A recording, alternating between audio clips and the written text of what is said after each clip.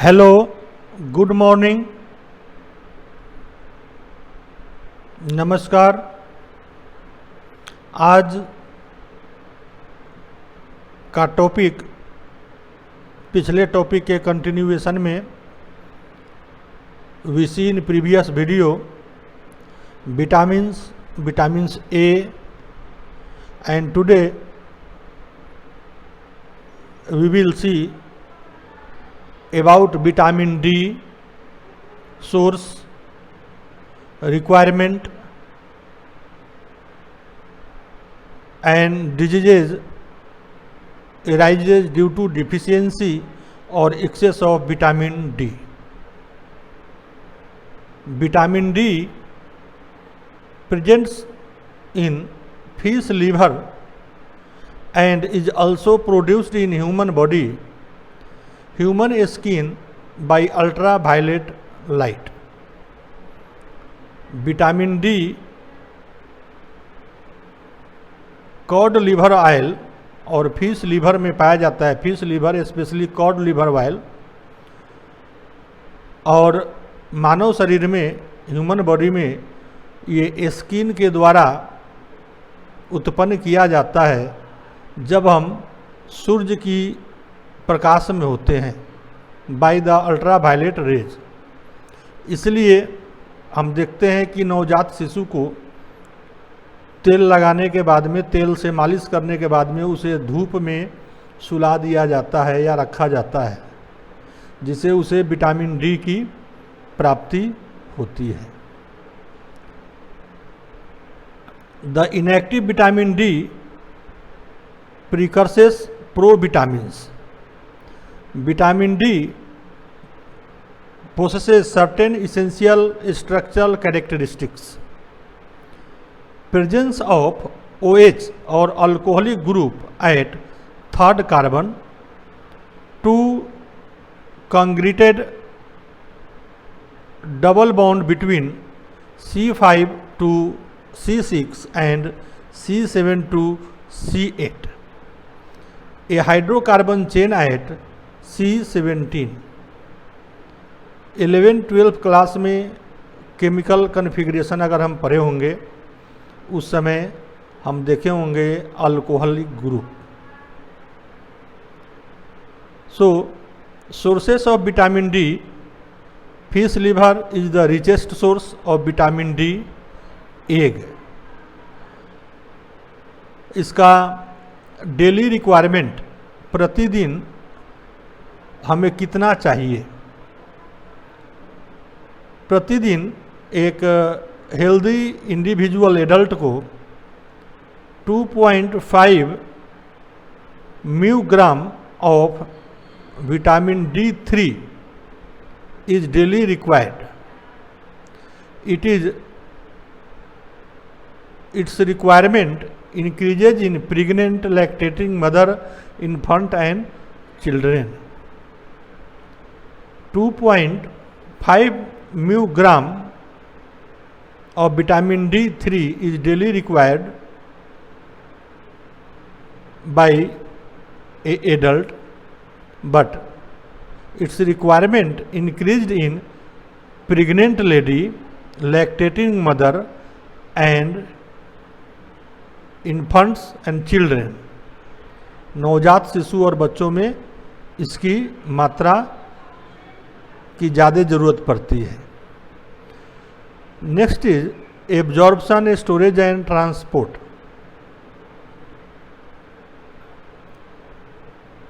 So first is metabolism. इसका पाचन, bile salt help in the absorption of vitamin D from duodenum and jejunum. Bile salt, bile जो liver के द्वारा उत्पन्न होता है और गॉल ब्लैडर में सैचुरेटेड होता है, स्टोर होता है। हम पढ़े हैं फिजियोलॉजी में difference between liver bile and gall bladder bile. So metabolism of vitamin D is maintain by bile salt. Bile salt के द्वारा उसके हेल्प से विटामिन डी का एब्जॉर्प्शन डिओडेनम और जेजुनम में होता है। छोटी आंत के 3 पार्ट होते हैं, small intestine, duodenum, jejunum and ileum. So first part is duodenum, second is jejunum. Bile salt के द्वारा डिओडेनम एंड जेजुनम से विटामिन डी का एब्जॉर्प्शन होता है। डिओडेनम में second part of duodenum, not from first part, because bile duct and pancreatic duct, hepatopancreatic duct opens in second part of duodenum at posterior aspect. After absorption of vitamin D, it circulates in the blood by binding with a specific globulin called vitamin D binding protein. Absorption के बाद जब vitamin D का bile salt के help से duodenum और jejunum से absorption होता है, उसके बाद इसका ब्लड में सर्कुलेशन ब्लड में होता है। वो ब्लड में एक बॉन्ड बनता है, binding with a specific globulin. Blood में जो ग्लोबुलिन है, जो एक प्रकार का प्रोटीन है, उसे विटामिन डी बाइंडिंग प्रोटीन कहा जाता है। अगर ब्लड में विटामिन डी बाइंडिंग प्रोटीन की मात्रा कम होगी तो इसके सर्कुलेशन में भी परेशानी होगी या डिस्टरबेंस होगा। It is then taken up by the liver where it is hydroxylated and is stored in the liver, adipose tissue and skeletal tissue. Circulation के बाद ये लीवर में जमा होता है, where it hydroxylated and hydroxylated एक प्रकार का प्रक्रिया है जिसमें उसमें प्रेजेंट वाटर कंटेंट कम होता है और ये stored in the liver, adipose tissue and skeletal muscles. So liver में जो टिश्यू होता है एडिपोज टिश्यू, उसमें और स्केलेटल मसल में ये जमा होता है। Functions of vitamin D. Vitamin D is found to act on target organs like bones, kidney, intestinal mucosa to regulate calcium and phosphorus in blood. Vitamin D store होने के बाद में जब जमा हो जाता है, उसके बाद ये काम करता है target organs like bones, kidney, intestinal mucosa to regulate calcium and phosphorus in blood. अगर ब्लड में विटामिन डी की कमी होगी तो कैल्शियम एंड फॉस्फोरस का रेगुलेशन जो ब्लड में होता है वो भी डिफेक्टिव होगा। Vitamin D promotes mineralisation of bone by synthesising calcium binding proteins. Vitamin D mineralisation प्रक्रिया को प्रोमोट करता है by synthesising calcium binding proteins. Calcium binding proteins के सिंथेसिस के बाद osteocalcin and alkaline phosphate which is increased the calcium and phosphate in the bone. Calcium binding protein जैसे osteocalcin and alkaline phosphate जो calcium and phosphate की मात्रा को bones में, अस्थि में, हड्डी में बढ़ाता है। Hydroxylated form of vitamin D is actively involved in the reabsorption of calcium and phosphorus in kidney. Hydroxylated form of vitamin D का हाइड्रोक्सिलेटेड फॉर्म एक्टिवली पार्टिसिपेट करता है, भाग लेता है रीएब्जॉर्प्शन, स्वांगीकरण, कैल्शियम एंड फॉस्फोरस के रीएब्जॉर्प्शन में किडनी में भाग लेता है। किडनी में अगर हम देखेंगे glomerulus, ascending descending loop of Henle, तो ग्लोमेरुलस जो है उसमें नेफ्रॉन होता है, किडनी का फंक्शनल स्ट्रक्चर। नेफ्रॉन में descending loop of Henle and ascending part होता है, उसमें रीएब्जॉर्प्शन की जो प्रक्रिया होती है उसमें कैल्शियम एंड फॉस्फोरस के रीएब्जॉर्प्शन में विटामिन डी हेल्प करता है and plays an important role in the regulation of these minerals in the body. It promotes growth of a body, शरीर के विकास में भी ये मदद करता है।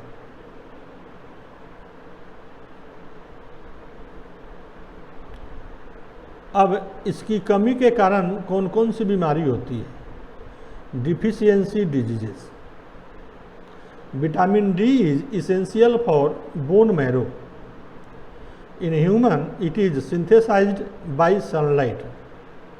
मनुष्य में यह सूर्य की किरण, सूर्य की प्रकाश के द्वारा सिंथेसाइज्ड होता है। यह कैल्शियम एंड फॉस्फेट मेटाबॉलिज्म को रेगुलेट करता है और इसके एब्जॉर्प्शन को बढ़ाता है। It promotes the calcification of bone and teeth. Deficiency of vitamin D produces rickets in growing children and osteomalacia in adult. Rickets जिसे स्टंटेड ग्रोथ कहते हैं या ड्वार्फ ग्रोथ डिलेड, 5 साल के बच्चे का शरीर का विकास 3 साल के या 2 साल के बच्चे जैसा हुआ है, रिकेट्स। और एडल्ट में, वयस्क में यह ऑस्टियोमलेशिया प्रोड्यूस करता है। So we see rickets. Vitamin D is required for normal growth and mineralisation, does not occur at normal rate. शरीर में इनटेक प्रॉपर अगर नहीं हो रहा है या इनटेक होने के बाद प्रॉपर एब्जॉर्प्शन नहीं हो रहा है या सूर्य की किरण पर्याप्त मात्रा में नहीं मिलती है, इस कारण विटामिन डी की कमी होती है और रिकेट्स डेवलप करता है।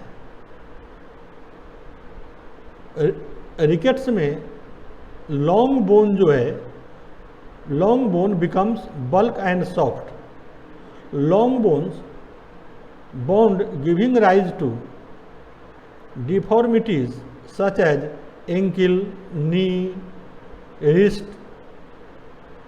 elbow are swollen and ribs give beaded appearance and chest give pigeon breast appearance.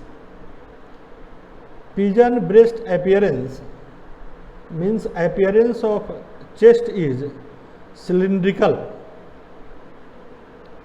ये सिलिंड्रिकल हो जाता है, नॉर्मल चेस्ट इज फ्लैट। तो इसके कमी के कारण लॉन्ग बोन जो है उसमें हार्डनेस नहीं होती है, सॉफ्ट हो जाते हैं ankle joint, knee joint, wrist, elbow में सूजन होती है।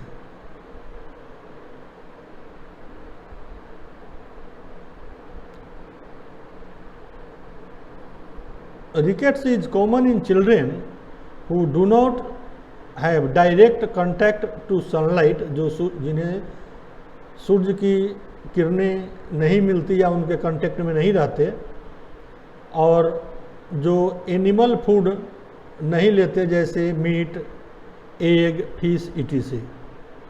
To meet their daily needs, following are the characteristics of child suffering from rickets. जिस बच्चे को रिकेट्स हो गया है उसके लिए उसका जो बच्चे को रिकेट्स हो गया है उसके लक्षण जो है सॉफ्ट फ्रेजिल बोन, फ्रैक्चर बार बार होना, और उनके पैर को अगर देखा जाए तो नीचे और ऊपर बीच में जो घुटने का भाग है वो धनुष की तरह घूम जाता है। Enlargement of wrist, knee and ankle joints, poorly developed muscles का भी पूर्ण रूप से विकास नहीं होता है। General weakness with delayed walking, कोई बच्चा जनरली 12 से 14 महीने में चलने लगता है, लेकिन कोई बच्चा 2 साल तक नहीं चलता है। Delayed walking, lack of muscle tone, weakness of abdominal muscle, nervousness and restlessness, वो बच्चा हमेशा चिड़चिड़ा रहेगा, irritable. Delayed softening of the skull में जो इंटीरियर फ्रंटनेल है उसके यूनियन में भी समय लगता है।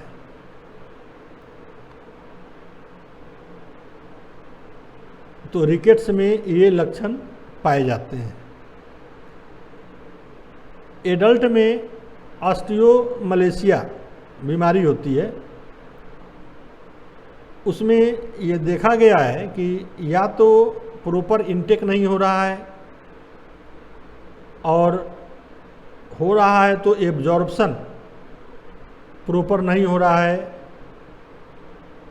It can occur in pregnancy and lactation when requirement is less than normal, in woman who wears पर्दा इन इंडिया, जैसे पर्दा या गाउन कहें या बुर्का प्रथा जो है इंडिया में,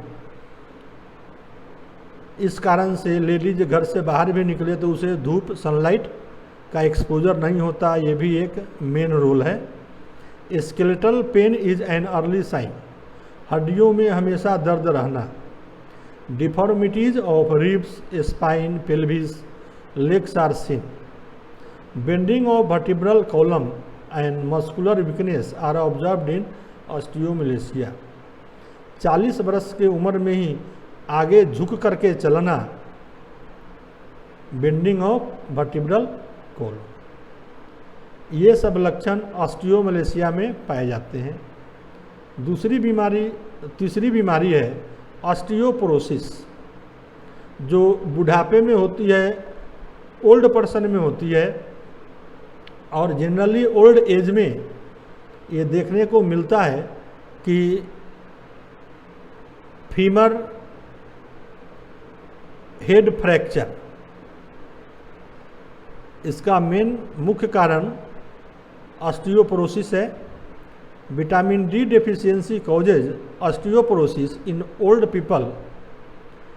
osteoporosis of provitamins decreases with age, decrease sex hormone production, decreased in photolysis, और प्रोविटामिन्स में lead to deficiency symptoms are bone pain, porous bone.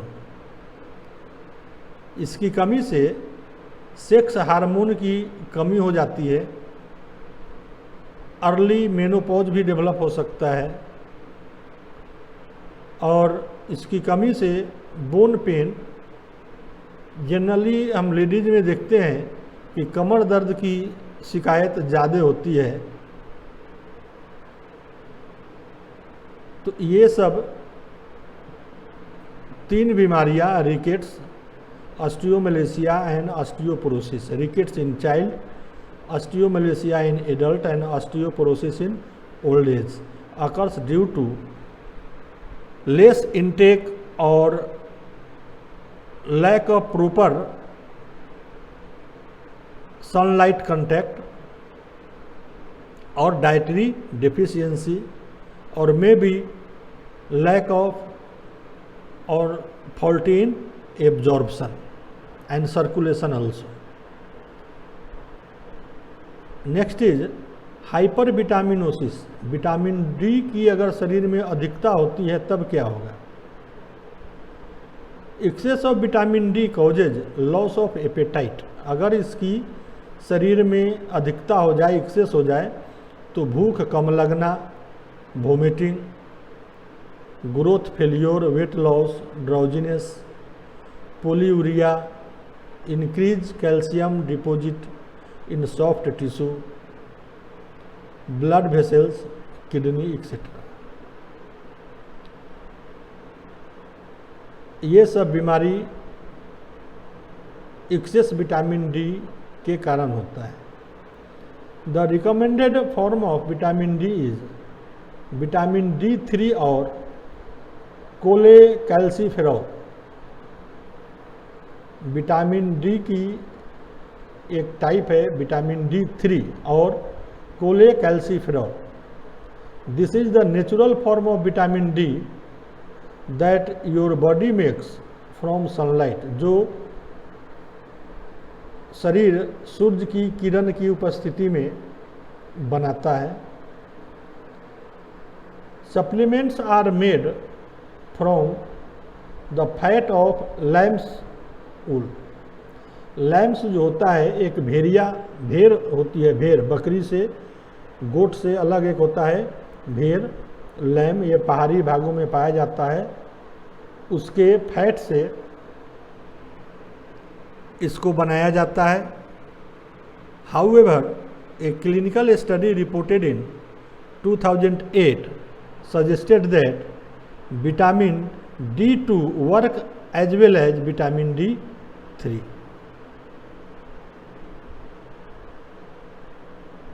इस प्रकार इस वीडियो में हमने देखा विटामिन डी क्या है, इसके सोर्स क्या है,